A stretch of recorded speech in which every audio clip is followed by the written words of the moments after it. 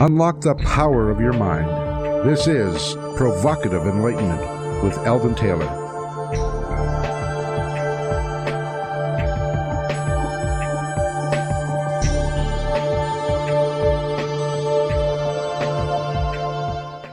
Welcome and thank you for joining us today. The next hour is devoted to learning something more, not just about the world of shoes and ships and sealing wax, as my lovely bride insists that I say, but about how, what, and why we believe as we do. A time for the open-minded, willing to challenge some of those old ideas behind what we think we know, who we are, and who we might just become.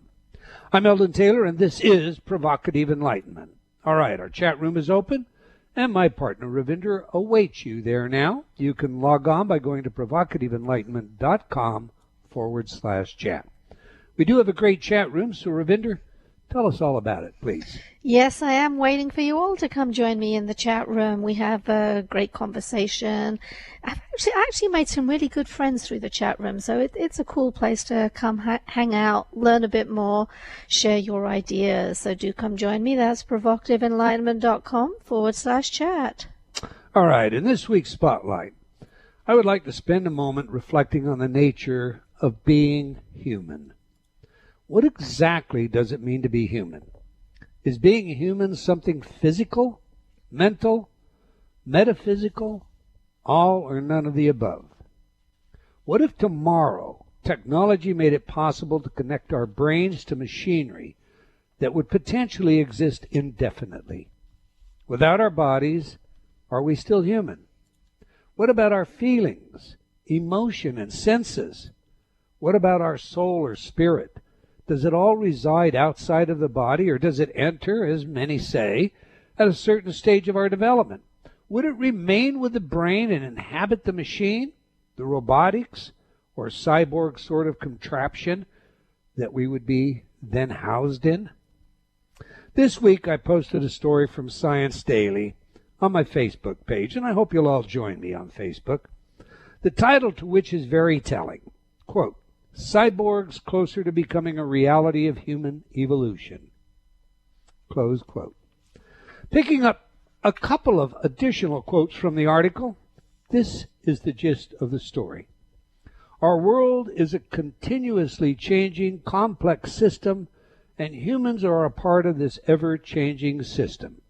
Within this framework, human evolution is an ongoing process that shapes us now and will shape us in the future. Body and mind.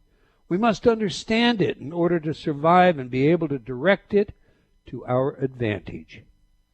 The advent of brain-machine interfaces may force humans to redefine where our humanity lies. It will blur the boundary between human and machine. Close quote.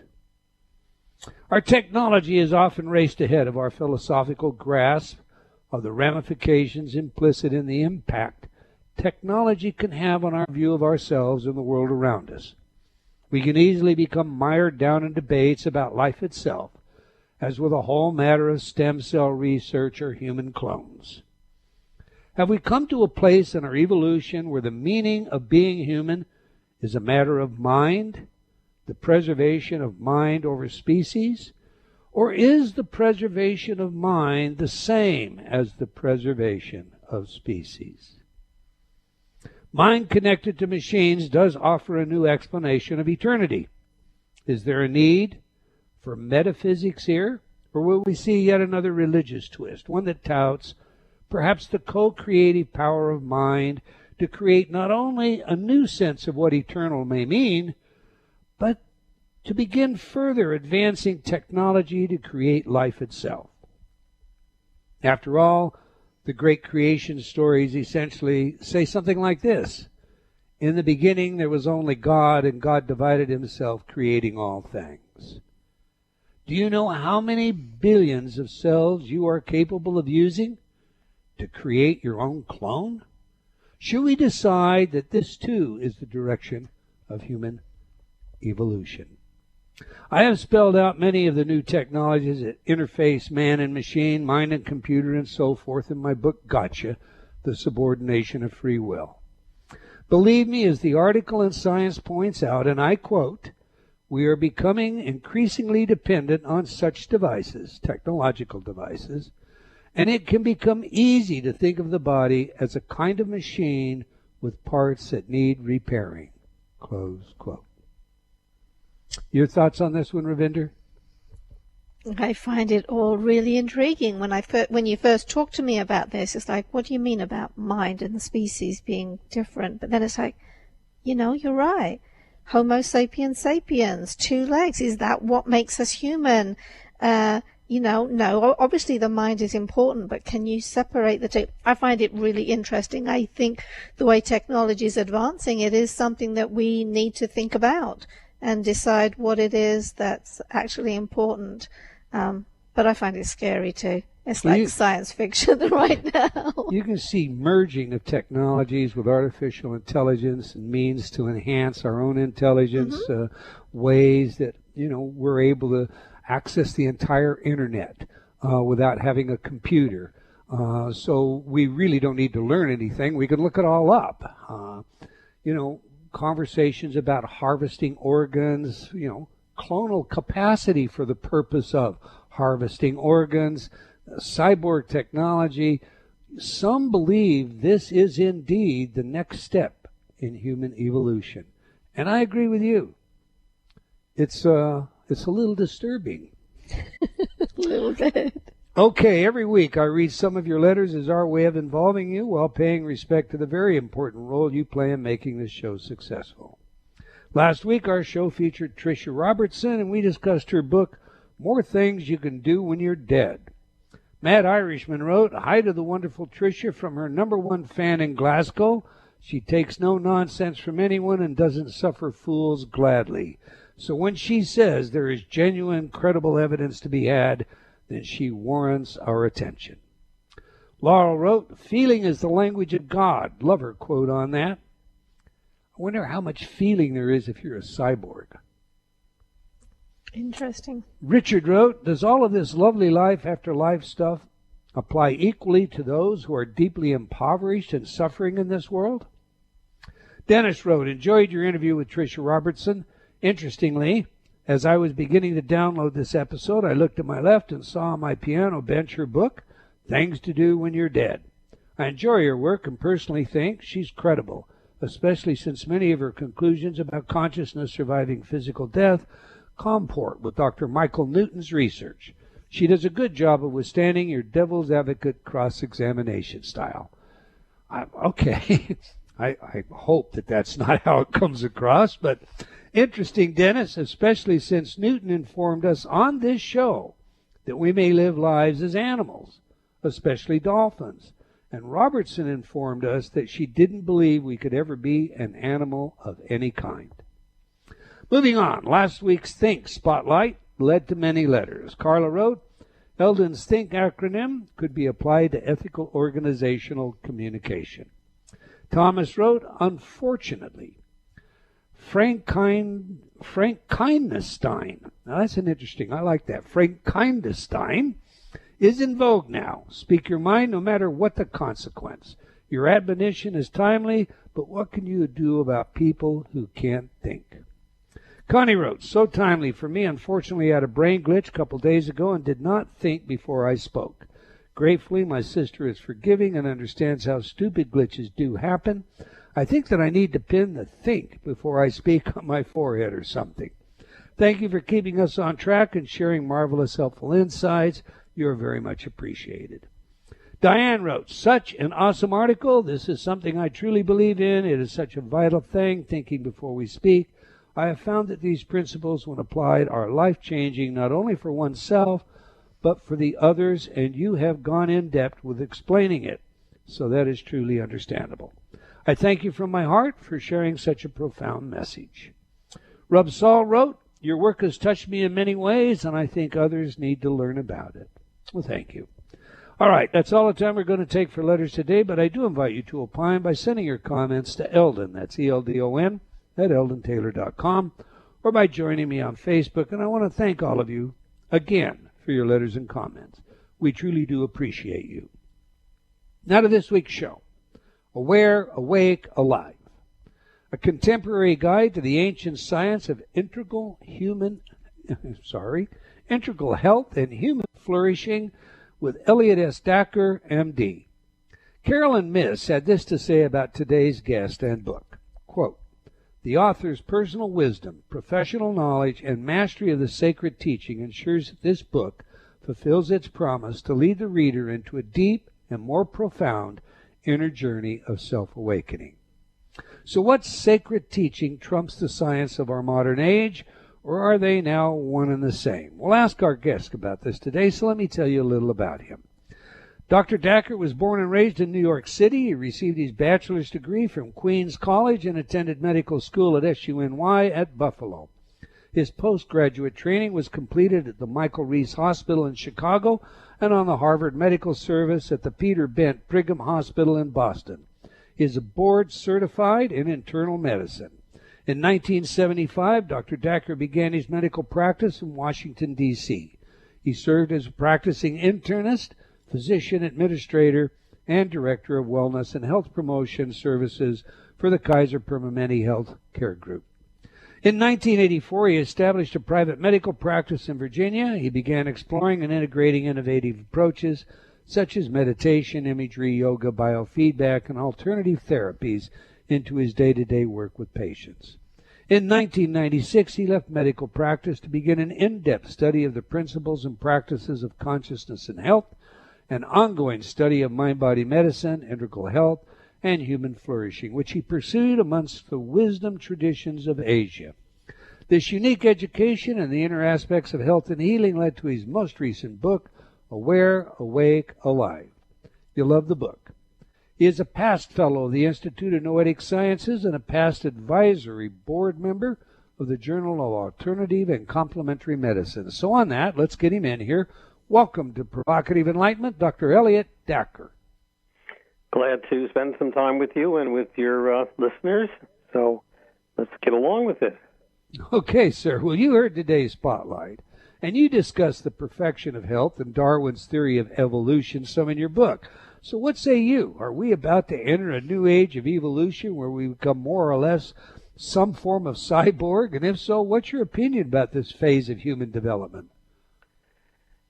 Well, I think in many ways the human development now is not all that different than it was thousands of years ago. All the technology aside, we still are struggling, most of the people I see, with busy minds and active lives that are out of control, with emotional distress, one thing or another, chronic disease, and so on. So the dilemmas of the human condition, I don't think, have changed whatsoever from those that could have been described 2,000, 2,500 years ago.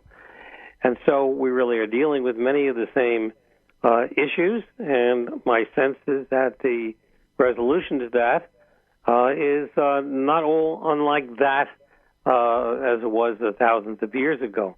Now, we do have a modern science that is helping us understand the mind and how it participates in solving some of our problems, inner problems, and our physical problems as well.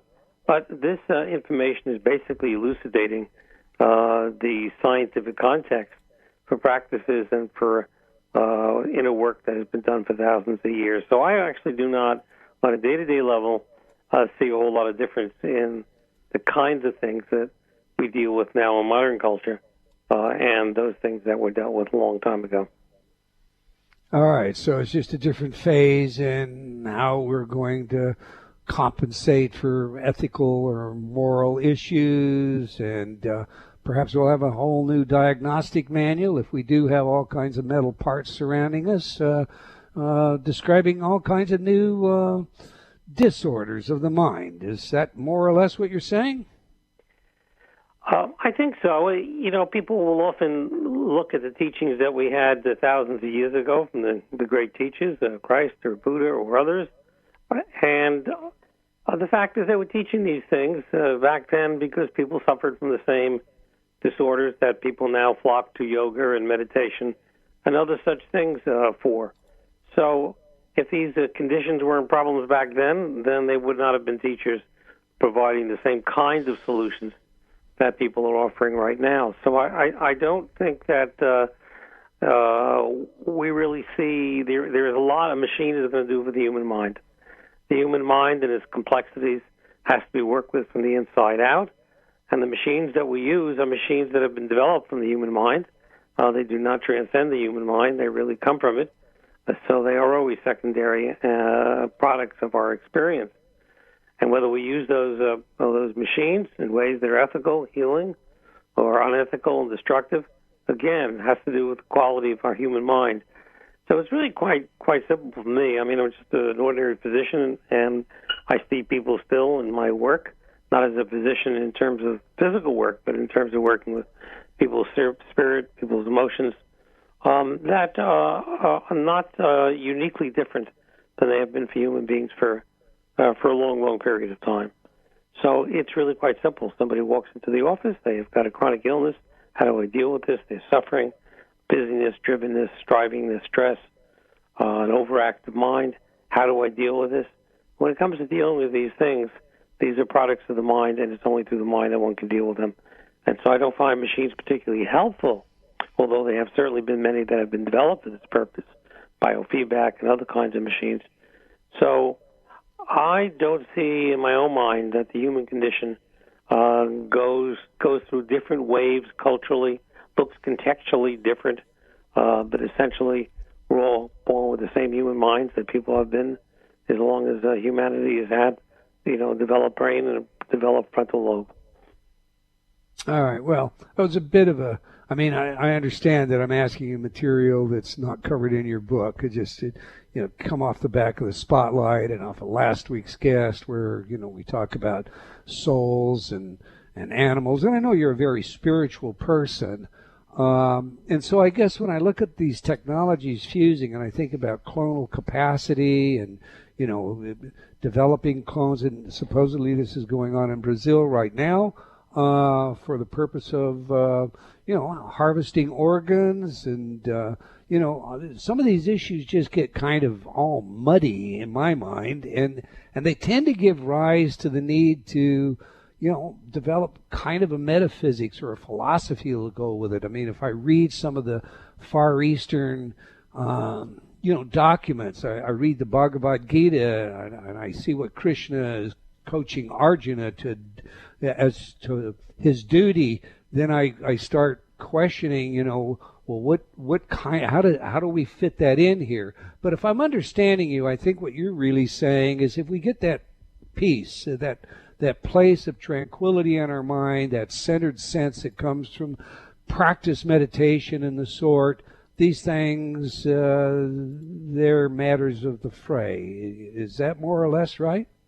I think so. I think people generally, when they begin to get a peace inside, a quietness inside, a sense of harmony, and interconnectedness with the things around them, a sense of intimacy, a knowledge how to love selflessly, there's a great deal more peace. And there isn't a reaching out. There is really a reaching in. And such people really, I think of one of the things I hear early on in my courses, and it's, well, I don't turn the radio on in the car so much, or I don't use my devices so much. So many of these things are really ways in which we try to deal with the stress that we have inside. And the commercial market that markets to the busy mind, to the desire that you're going to find happiness or peace or some new excitement through this or through that, creates a demand that makes us actually think we have a need for these things. But when you see people quiet down and come home to themselves, you see less of a need for the kind of consumerism and the kind of the things that really push the materialistic side of life. Yeah, the materialistic side of life. This is what you see. So if you look at the wise people that you know, although we hear of in culture or just somebody down the street, you see people that are quieter, they are sweeter, they're more content, they're not reliant on external things, and frankly, they're not as concerned about issues that really are not central to the wholeness of humanity and the wholeness of themselves. So there is a shift, inward and away from materialism, away from some of these outer issues, And even in science, when you begin to see scientists, as you see in Dalai Lama's Mind and Life group, Western scientists who have really begun to understand the sources of so much of what they're trying to demonstrate scientifically, you then see that these people themselves have a more ethical approach, a more moral approach to what they're doing, and the whole process shifts. This is why it is so important for us to not be so fascinated with the outward gaze and begin to deal with the inward gaze. Ultimately, people want to be happy. They want to be happy. They want to be peaceful. And they look in the wrong place for it, which is outside. And as people begin to look inside, that happiness and peace gets fulfilled from a reliable and trustworthy inner source. And then you see something very different than all the activity that you see in the outer world now. Some say, Dr. Dacker, just to play devil's advocate here gently, that's a form of escapism or solipsism, where we're just so self-focused that we don't find a duty to behave in a given way in the world. We're more focused on having our own sense of peace and balance, and so we'll shut off the outside world, we'll shut off the needs of others who don't have that, etc., and so forth. And yet, you can look at the life of the Dalai Lama, you can see he is very politically active, yet he also has this countenance, this special countenance of peace about him. How do you balance that, sir? Well, you balance it by understanding what it is to go inside and begin to have an inner life. In Western society, of course, you take meditation and you take something like yoga, which are taken completely out of their huge context and away from their central meaning, and they become relaxation techniques, and that's what's marketed. Here's something else, another technique, another tool for self-improvement, for relaxation, inner peace for yourself. That is not what these traditions are about. That is not what meditation is about. This is not what yoga is about. So there is a distortion and a misunderstanding and a really detour often in these learning these processes from what the essential goal is, which is develop a sense of selflessness, of wholeness, of compassion and love and interconnectedness.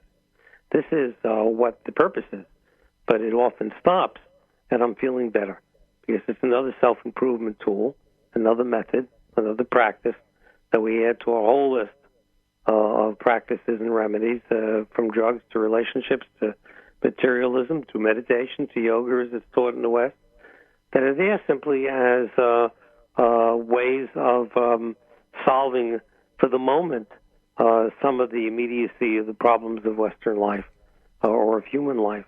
And they don't work, except in a temporary way, because their goal isn't self-centeredness. Their goal is, in fact, other-centeredness. So this is the problem. So the question is, how do we, in the West, begin to get to the core teachings, whether it's Christianity or Buddhism or Hinduism or any other tradition? They're all the same. How do we get to those core teachings? How do we integrate those into our lives?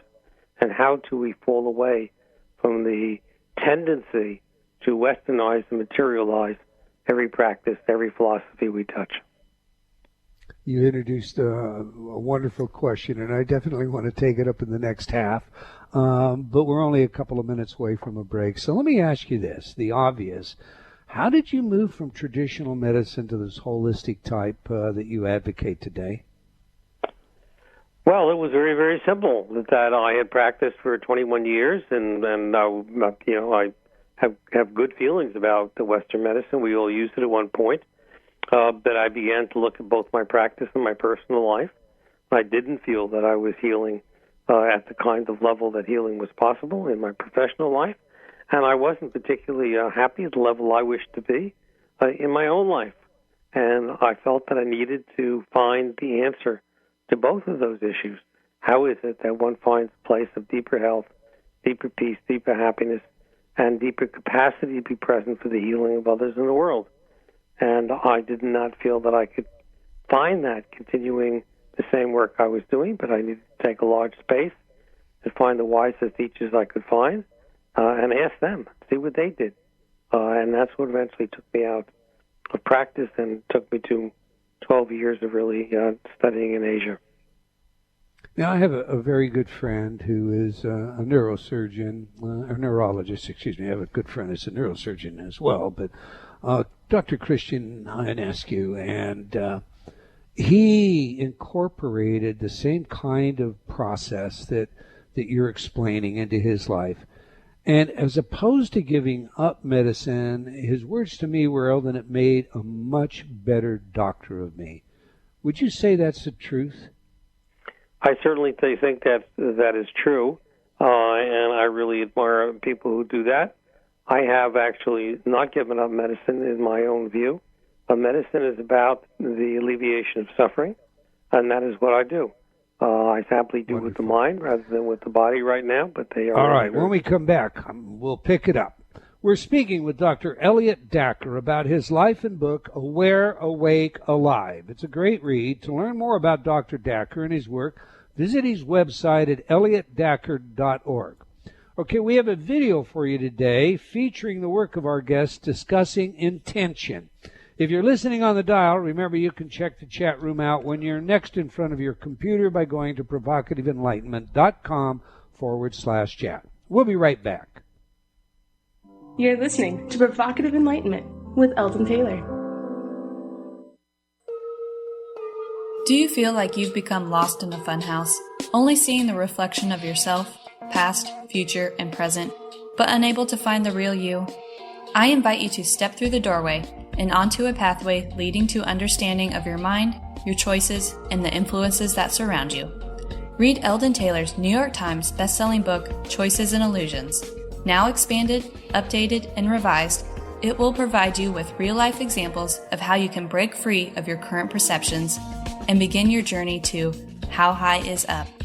Get your copy today from all bookstores or online from Amazon.com or Barnes & Noble.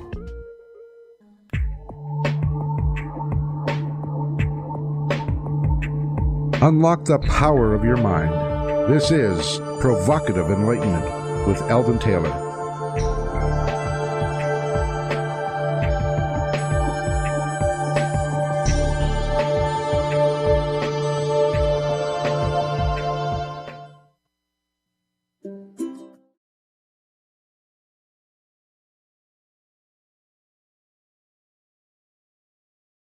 And welcome back. If you've just joined us, we're chatting with Dr. Elliot Dacker about his life and book, Aware, Awake, Alive.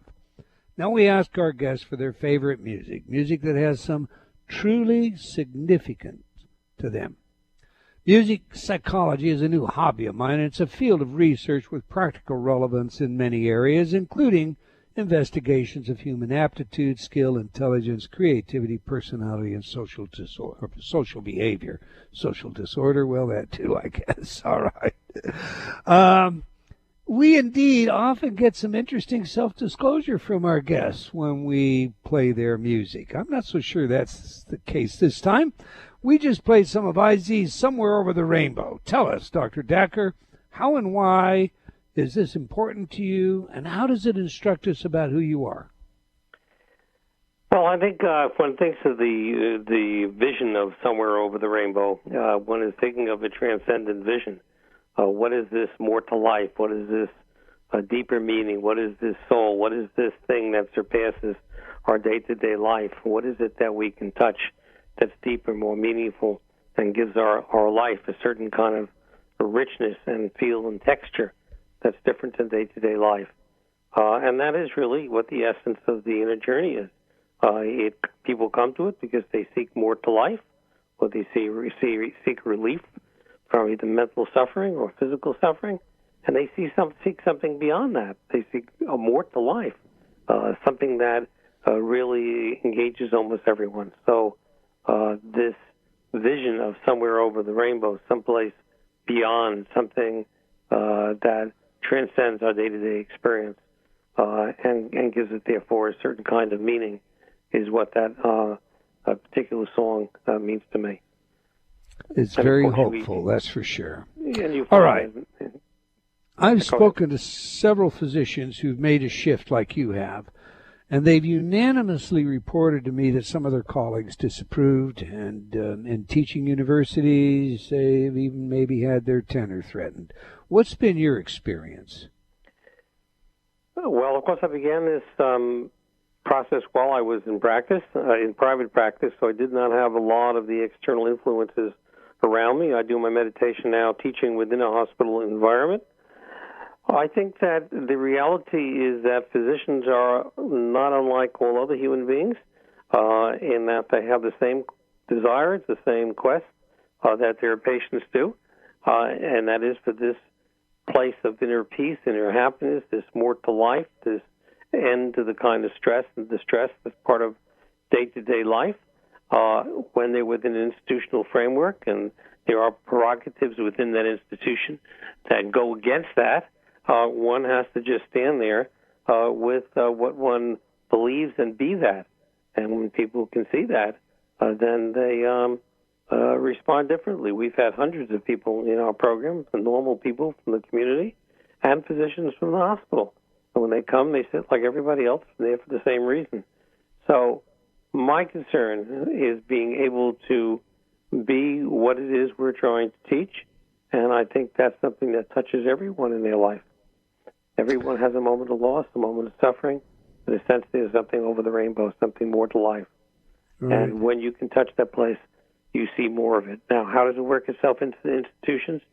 From the downside up, when you begin to see things like yoga and meditation, even in their more limited forms, being normalized and within our culture, these things then become part of slowly the process by which we change the kind of view and experience of medicine in general. So medical institutions, to a larger extent, are beginning to integrate, whether they're alternative therapies or, in this case, meditative and yoga processes, and the wellness movement, which is only maybe 30, 40 years old. So right. we are seeing changes progressively take place, even though these are difficult environments in which to create change. You hit on something I think is very important. I mean, many things that are considered to be alternative medicine in years past have entered mainstream healthcare, such as meditation, mindfulness, biofeedback for that matter. Mm-hmm. Do you see the day coming when attitudes, life beliefs, and the like also become a traditional form of healthcare? I mean, years ago there was a study conducted by David Phillips at UC San Diego, perhaps you know about it, where life beliefs regarding what a person believed they would die of was compared with what they actually died from, and there was an amazing and robust positive correlation. So again, do you believe that traditional medicine ever will begin to incorporate this sort of counseling as well with the other alternatives, in your opinion? Yeah, in my view, I think what will happen is that physicians themselves become more awakened or aware of these approaches to health and healing, and that they will have the resources to refer people to that can provide these kinds of services, as they send people to a psychologist or to a cardiologist now. I think it's probably too much to expect that if any one physician, given all they have to do and all they have to learn, is going to also master these kinds of inner technologies. So, but if they're incorporated within a hospital setting and they can be referred to out of a practice, then I think you have what you need, which is people that are sensitive to it, and I encourage people to pursue this as part of their medicine practice. I also often say to people in my courses, if I wrote down on a prescription pad, sit down quietly and do this practice for 20 minutes every morning, the chances of doing it are much greater than if I just asked them to do it, because they see this part of a traditional medical kind of approach and a certain legitimacy to it. And I think that's what is slowly becoming. Also, we see meditation now, mindfulness otherwise, in schools and in right. Employee settings. So I think slowly these things will become integrated, and slowly physicians will see the value of that and refer people to it. The same thing as they did with psychology. Psychology was a very outside process for decades before physicians began to see it as a normal referral source. So I think that's what's beginning to happen. And people that come to my course are often referred by physicians because of stress or chronic pain or other such things. So I think it's beginning to happen. You know, medicine, of course, has made leaps and bounds in my lifetime. I'm dating myself some, but I remember the family doctor that used to come to your house. And, when I was a small child, my parents called the doctor. He came to the house. We didn't go to a clinic. And that family doctor took an interest in the family. And then we see all this specialization today. And, of course, like I say, leaps and bounds in technology and abilities. What medicine can do today compared to what it could have done just 50 years ago is incredible. But do you think that we lost something when we lost that family doctor? That it sounds to me like the very practice that you are carrying out now is more like that family doctor, where you have the ability to understand the people, to get to know your patients, your clients, and to relate to them and to counsel or guide them. So again, I guess the question is, do you think we lost something when we lost the family doctor? I do. I think the whole institutionalization of medicine, most physicians are employed now by institutions. Therefore, their schedule, their life, etc., is controlled by those institutions. The training follows a particular pattern that materializes one's life in terms of one's thinking.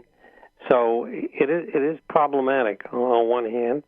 On the other hand, I think the younger physicians that are coming through have had more experience with things such as meditation and have more of the sense of psychology, have more of the sense of being present. So I think there is always a desire for that.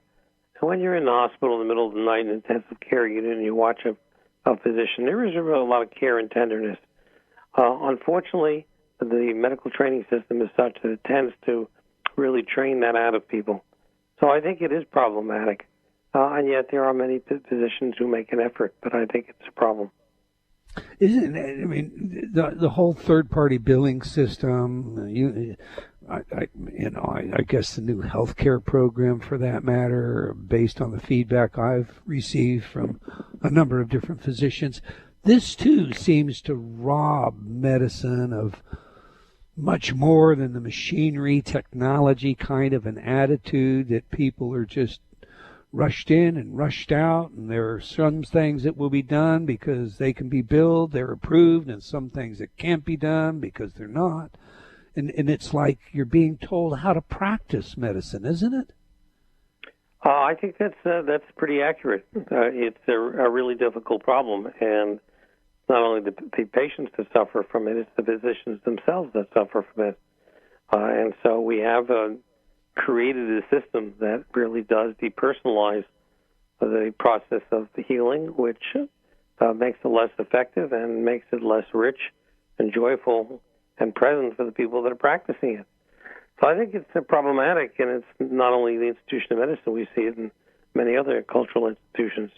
So I think my guess is this is going to begin to shift from the bottom side up, and it has begun that process. But it is a problem, and I think we have lost certain things. We have gained other things, the kind of scientific acumen we have, but the cost of that has been the depersonalization of traditional, conventional medical practice. Okay, let's talk about your view on human flourishing, because I find that very interesting.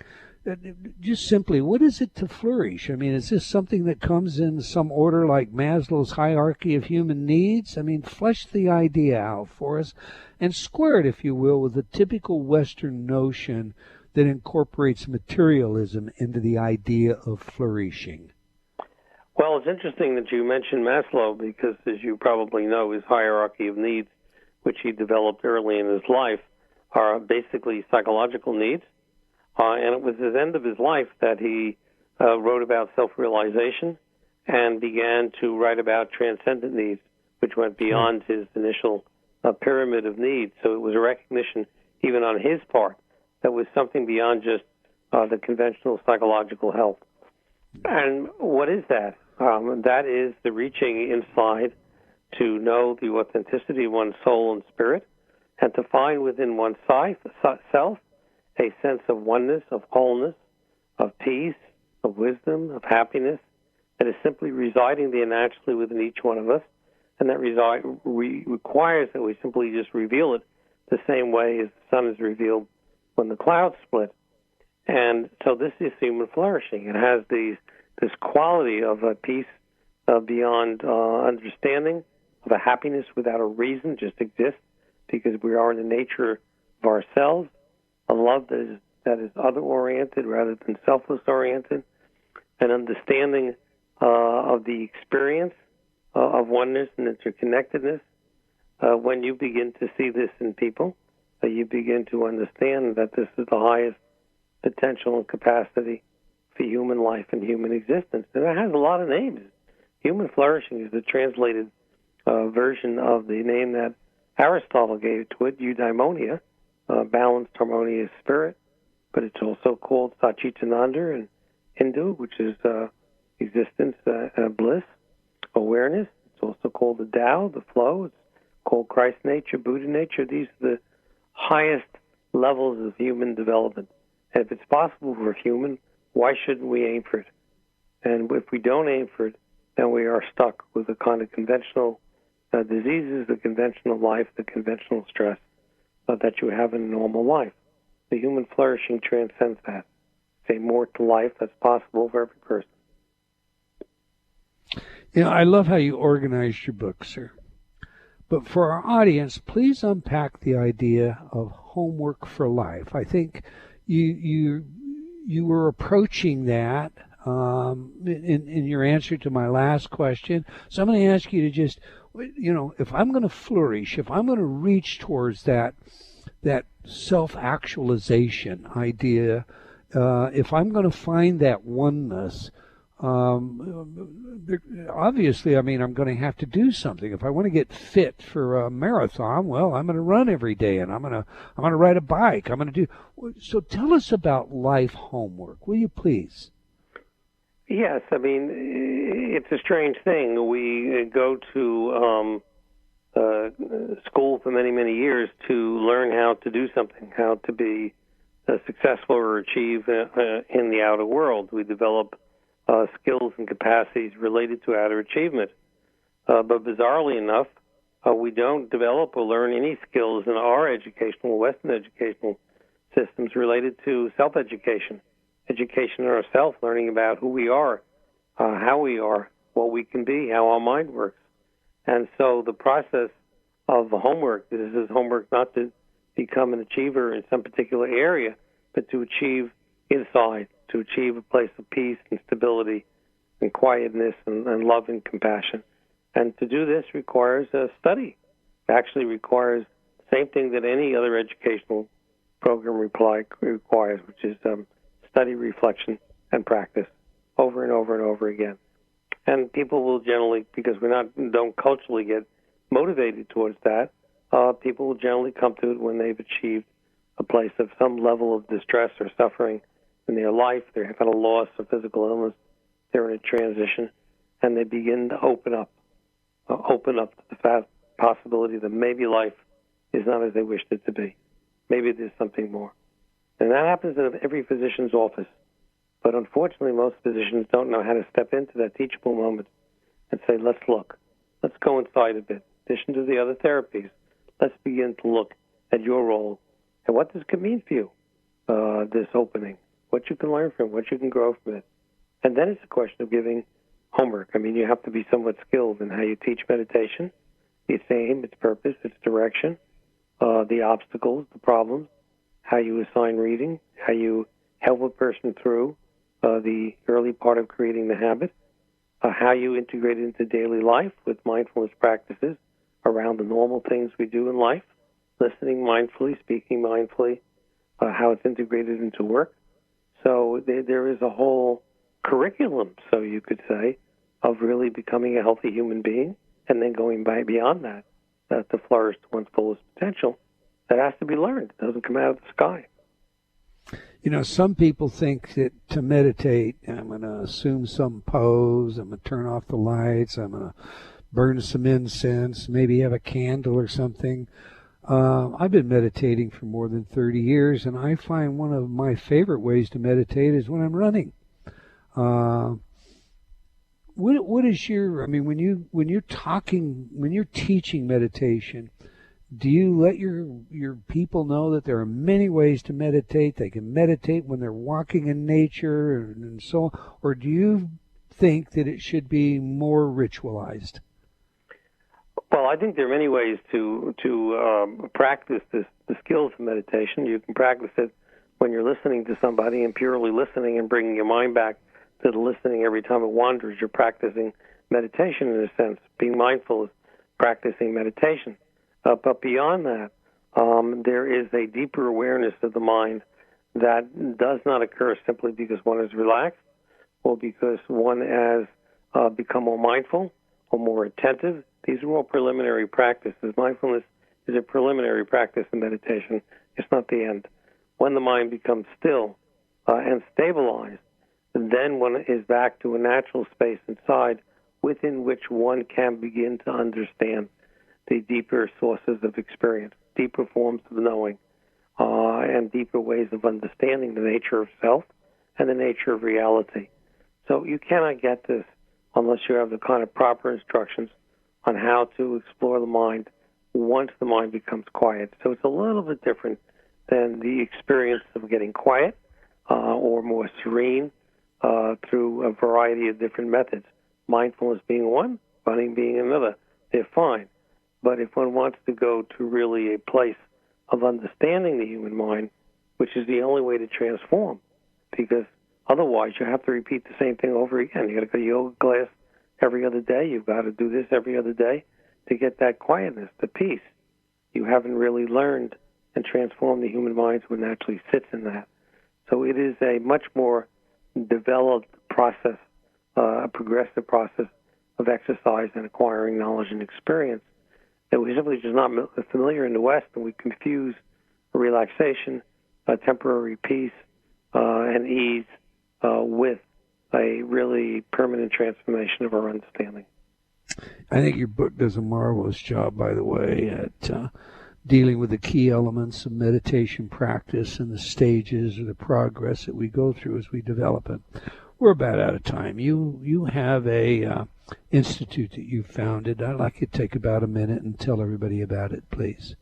Well, through my website, if people go to it, and you mentioned it before, they will get a sense of the activities that we have, which is an effort to try to expand and teach the process of going inward and developing an inward life. That is one that prepares oneself really to be a vehicle of a better world and better relationships and selflessness. This is the end. The end point is not self-improvement or self-aggrandizement.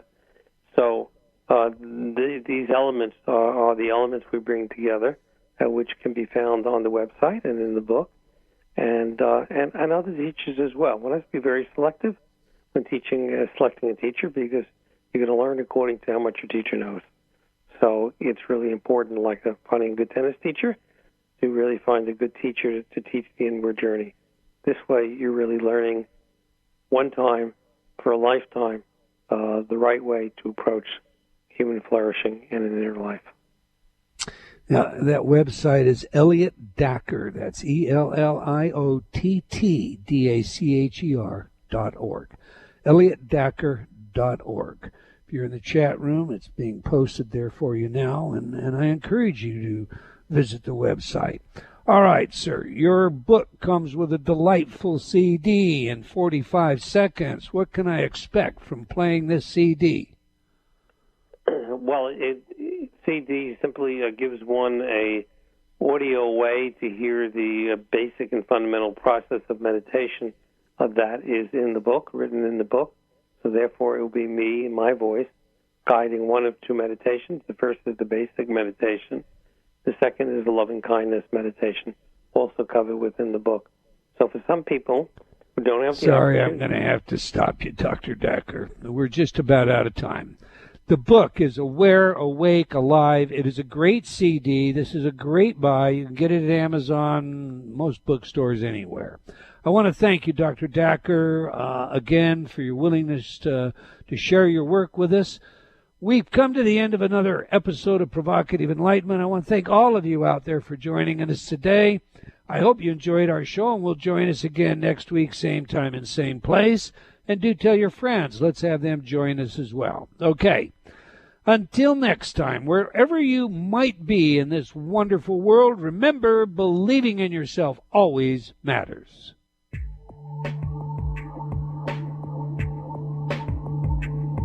Provocative Enlightenment has been brought to you by Progressive Awareness Research and other sponsors.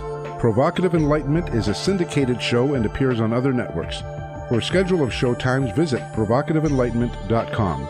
If you're interested in becoming a sponsor, write to Eldon at eldontaylor.com.